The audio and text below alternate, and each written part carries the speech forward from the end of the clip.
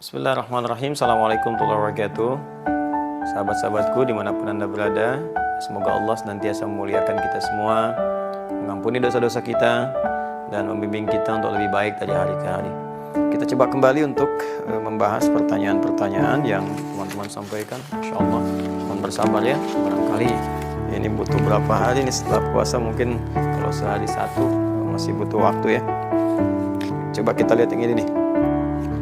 Apabila seorang wanita yang sudah pernah menikah lalu berpisah ya dan merencanakan menikah lagi, tapi dari pihak keluarga kurang merestui karena alasan jauh, akan tetapi tetap bersikukuh untuk menikah, apakah berdosa? Kasus ini kalau kita lihat dalam Al-Quran, teman-teman buka Al-Quran surah Al-Baqarah ayat 232 ya. Wa idza talaqtumuhunna ya fabalaghna ajalahunna fala ta'dhuluhunna an yankihna azwajahunna idza taradaw bainahum bil ma'ruf ya dzalika yu'adzu bihi man kana minkum yu'minu billahi wal yawmil akhir. Baik, kata Allah bahkan di ujungnya dzalikum azka lakum athhar ya. Nah, Allah menyampaikan jika seseorang laki-laki pernah mentalak perempuan ya, cerai di sini, suami istri bercerai.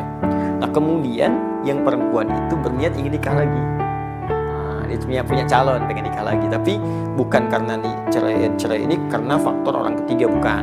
Kalau itu minta cerai karena alasan orang lain, itu dosa hukumnya kan. Seorang perempuan yang minta cerai bukan pada hal yang dibenarkan oleh agama, tidak dibenarkan secara syariat, maka diharamkan baginya mencium bau surga. Hati-hati ya, jadi perempuan-perempuan hati-hati. Kecuali kalau syarat satu dibenarkan ya. Kalau dari perempuan misalnya minta mengajukan khulu' karena perilaku laki-laki, misal mohon maaf dibuktikan secara meyakinkan menzalimi secara fisik ya, bisa menyebabkan misalnya fisik terluka, bisa mengancam kepada nyawa ya. Atau yang kedua bisa mengancam kepada iman, ada yang ke fisik ada kepada iman. Pada iman itu dilarang sholat, disuruh minum minuman, disuruh mabuk, disuruh macam-macam yang buruk lah ya. Nah itu terancam itu dan tidak bisa dinasehati, tidak bisa difasilitasi, tidak bisa ditengahi, maka boleh mengajukan khulu namanya ya, untuk perpisahan. Nah, ada yang kedua kasus suami menceraikan istri karena alasan tertentu. Nah, kata Al-Quran, kalaupun kemudian terjadi perpisahan itu, lalu si perempuan mendapatkan calon yang dia lihat bisa menjadi imam yang baik ya, persyaratan kebaikan terpenuhi secara syar'i, maka nasihat Al-Quran fala ta'dhuluhunna, kata Allah, hei para wali, jangan persulit mereka untuk menikah ya, beri jalan. Nah, Al-Quran itu sangat indah, sangat sayang, karena tidak mudah status perempuan yang baru berpisah, apalagi di masyarakat disebut dengan nama tertentu, mendapatkan pasangan-pasangan yang bisa membimbing kembali, itu tidak mudah. Tidak mudah, karena itu Al-Quran begitu melihat peluang seperti itu, dicek dulu. Kalau memang orangnya baik, tidak menyulitkan, dan berkomitmen jadi imam yang baik di keluarga, maka permudah, jangan persulit. Karena tidak mudah menemukan lagi kemudian orang yang ingin membimbing. Jadi itu kondisinya. Ini alasannya karena jauh. Alasan jauh itu kan relatif ya, jauh sekarang mudah dijangkau ya. Ada dengan jauh itu termasuk bukan termasuk syarat syariat ya, bukan termasuk syarat syariat. Coba bayangkan, bukankah banyak juga sekarang orang bilang LDR ya, Masya Allah ada hubungan jarak jauh gitu. Nah, tapi mohon maaf, kalau kita lihat zaman-zaman dulu juga betapa banyak orang-orang menikah dan LDR itu sering terjadi. Bahkan dulu nggak ada gadget, nggak ada media sosial, nggak ada telepon sama sekali. Kontaknya paling-paling kontak batin, terus datang kemudian hari. Ya bukankah Nabi Ibrahim pernah terpisah jauh? Ya, tapi bukan alasan kalau ada komitmen untuk datang. Beliau di Palestina, Sayyidah Hajar dengan Ismail kemudian di Mekah, bisa ditengok, datang, ditengok, dilihat kan perkembangan dan sebagainya. Ini komunikasi sekarang banyak. Jadi pastikan bahwa suami itu amanah. Ya, kemudian juga bisa memberikan nafkah yang cukup, sifatnya terpercaya. Ya, kemudian juga bisa melindungi, memberikan kasih sayang. Kalau itu terpenuhi, maka keluarga memudahkan. Saya kira begini, ini yang bertanya, kalau ini akhwatnya, jelaskan ke keluarga dengan baik.